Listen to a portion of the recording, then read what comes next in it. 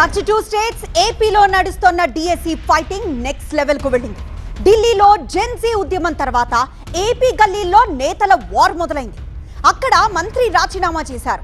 మరి ఇక్కడ మంత్రి బాధ్యత వహించరా, నైతిక బాధ్యత వహిస్తూ రాజీనామా చెయ్యరా అంటూ వైసీపీ డిమాండ్ చేస్తోంది. కాక్రోచ్ తరహా ఆందోళనతో కదం తొక్కడానికి కార్యాచరణతో సిద్ధమైంది. అయితే ఆ పార్టీకి టీడీపీ నేతలు విసురుతున్న సవాళ్లతో పొలిటికల్ హీట్ ఎక్కింది. ఈ రోజు నా పైన ఆరోపణలు చేస్తున్నారు. ఎస్, నేను ఛాలెంజ్ చేస్తున్నా జగన్ ని. టైం డేట్ నువ్వు ఫిక్స్ చేయి, నేను వస్తా చర్చకి, నువ్వు సిద్ధమా అని అడుగుతున్నా. డిఎస్సి మీద చర్చించడానికి నారా చంద్రబాబు నాయుడు గారిని రమ్మను, జగన్మోహన్ రెడ్డి గారు వస్తాడు. నువ్వు చర్చిద్దాం అనుకుంటున్నావా లోకేష్ గారు? నేను రెడీగా ఉన్నానని ఇప్పుడు బోళం సార్లు చెప్పాను, మళ్ళీ చెప్తున్నా. మీకు ఉంటే చేతనైతే పేరు నాని వస్తాడు. దేని డిఎస్సి మీద దేని గురించి మాట్లాడతాయినా చేతనైతే చర్చకు రావాలంటూ ఒకళ్ళు, దమ్ముంటే డేట్ టైం ఫిక్స్ చేయాలంటూ మరొకళ్ళు. ఏపీలో డిఎస్సి పై నడుస్తున్న పొలిటికల్ సవాళ్లు ఏ రేంజ్ లో ఉన్నాయో చెప్పడానికి ఈ రెండు డైలాగులు చాలు. ఏపీ డిఎస్సి 2025లో అక్రమాలు జరిగాయంటూ రాష్ట్ర వ్యాప్తంగా ఆందోళన బాట పట్టింది వైసీపీ.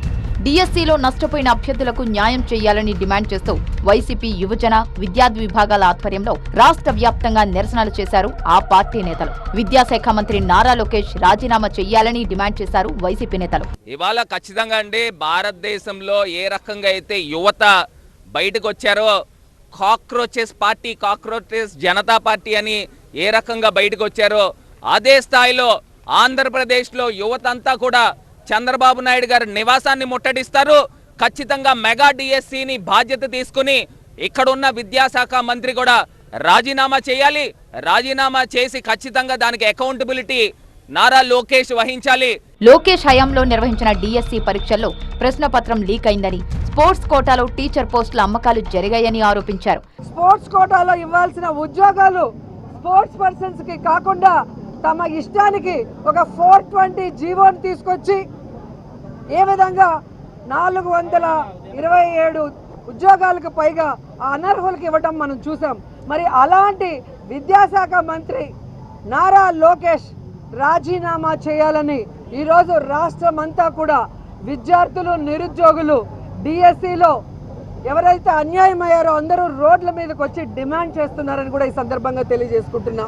డిఎస్సిపై సిబిఐ విచారణ సైతం జరపాలని డిమాండ్ చేస్తున్నారు వైసీపీ నేతలు. మేము 15 లక్షలు ఇస్తే ఉద్యోగం ఇస్తాము, 20 లక్షలు ఇస్తే ఉద్యోగం ఇస్తామని చెప్పి బేరసారాలు ఆడితే దాని మీద ఇంతవరకు విచారణ జరిపినటువంటి పరిస్థితి లేదు. నిన్న ఆయన చెప్పాడు జగన్మోహన్ రెడ్డి గారిని రమ్మని.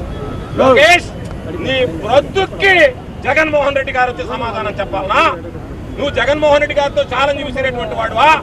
ఈరోజు మీ నాయన ముఖ్యమంత్రిగా ఉంటే, ఈరోజు నువ్వు విద్యాశాఖ మంత్రిగా ఉన్నంత మాత్రాన జగన్మోహన్ రెడ్డి గారు నేరుగా రమ్మన్నాడు. జగన్మోహన్ రెడ్డి గారు అవసరంలే.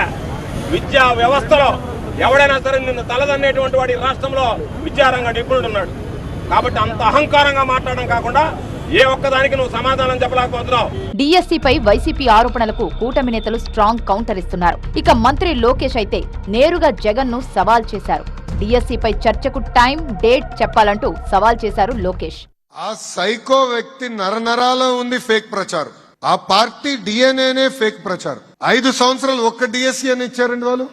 150 రోజుల్లో 150 కేసులు వేశారండి డిఎస్సి పైన. ఎక్కడ కోర్టు డిఎస్సిని ఆపలేదు.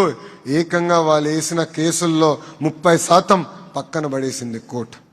అది మనకున్న చిత్తశుద్ధి. రైట్ రాయల్ గారు తిరుగుతున్నా, మీలాగా దొంగ బతుకు మాది కాదు. ఏమని ఉంటే స్ట్రైట్ గా మేము మాట్లాడతాం.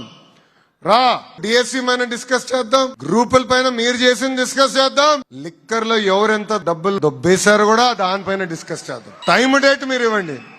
ఈ లోకేష్ మటుకు సిద్ధంగా ఉన్నాడు. లోకేష్ సవాల్ కు ప్రతి సవాల్ చేస్తున్నారు వైసీపీ నేతలు.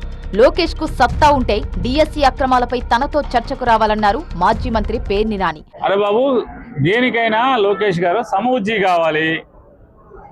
ఈ రాష్ట్రానికి మంత్రివి, మొదటిసారి ఎమ్మెల్యే మీరు చేసేది, first time MLA Nara Lokesh. మంత్రి మీ హోదా, అది మేము కూడా మంత్రులకు పెట్టిన వాళ్ళు ఉన్నాం. మేము వస్తామని చెప్పి సమయం చెప్పు, డేట్ చెప్పు, ప్లేస్ చెప్పు అని చెప్పి మేము కూడా ప్రతి సవాల్ చేసాం.